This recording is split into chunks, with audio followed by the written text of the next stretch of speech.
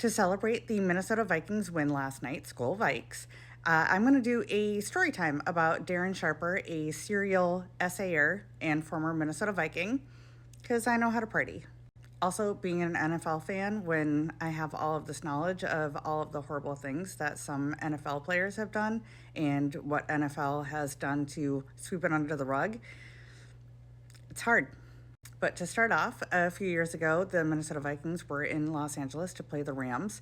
And I went early to tailgate and I saw a guy wearing a Darren Sharper jersey. And I was like, whoa, what the fuck? So I marched right up to him and I was like, hey, buddy, why are you wearing that jersey? And he's like, I love Darren Sharper. And I was like, I did too, except for, and then this is what I told him. Well, first, let me back up and tell you a little bit about Darren Sharper before all of his bullshit.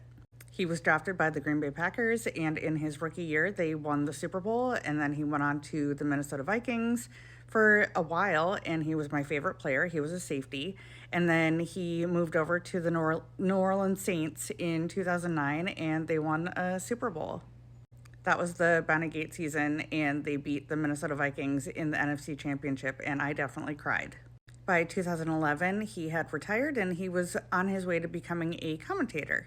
Also in 2011, he started his career as a serial essayer because he went to Miami and he drugged and essayed two college students who were on spring break. The cops barely investigated and the case was dropped against him.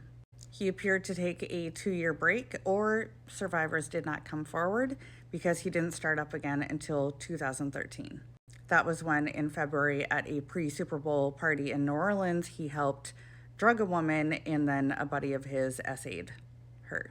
In August of 2013, in New Orleans, he drugged and essayed another woman. In September 2013, he is accused of drugging and essaying 2 more women with a buddy of his. A month after that, in October 2013, he is in Los Angeles. He meets 2 women at a nightclub in West Hollywood. He drugs and essays them.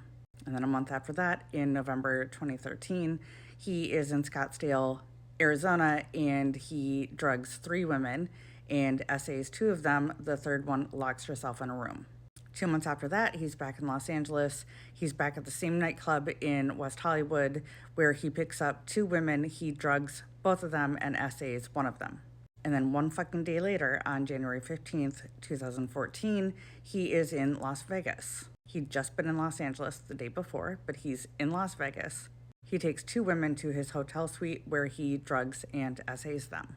He was in Las Vegas for an NFL conference, and a lot of people had been warning women about this horny juice that had been going around, which was a concoction with drugs in the alcohol. So women were being warned about this. This horny juice was rampant. A lot of people were using it there. And investigations later would find out that the drugs that were used in these drinks were powerful amnesiacs to make sure that these women did not remember what had happened to them, or their memories were so fuzzy that it would be hard to prosecute. A month later, on February 14th, which ironically is the day before Ray Rice was charged with beating his wife, so February 14th, 2014, Sharper is charged with essaying people in Los Angeles. He's released on $1 million bond. 2 weeks after that, a warrant for his arrest is issued in New Orleans. And then 2 weeks after that, he's charged with essay in Arizona. And by this time, the judge in Los Angeles is like, what the fuck is happening? And revokes his bond, and he gets put in jail here in Los Angeles. And he's been behind bars ever since. And he's been charged and tried in all of these states. In Arizona, he got 9 years with no chance of early release. In Los Angeles, he pled out and accepted half the 20 years that he was actually looking at, and it was minus time served. For Las Vegas, he agreed to 3 to 8 years, and for his New Orleans crimes, he got 20 years. Sharper was also charged federally with intent to distribute drugs in an attempt to essay people. The federal judge was not having any of his bullshit, and neither was the U.S. attorney. And the U.S. attorney actually said something to the effect of, like, you are not really coming to terms with the fact that you are a serial essayer. The prosecutors did suggest that he received 9 years for his crimes, but the judge was not having any of it. Most likely because we knew about 9 of the cases, we the public. However, she mentioned that there may be up to 16 cases of women that he essayed.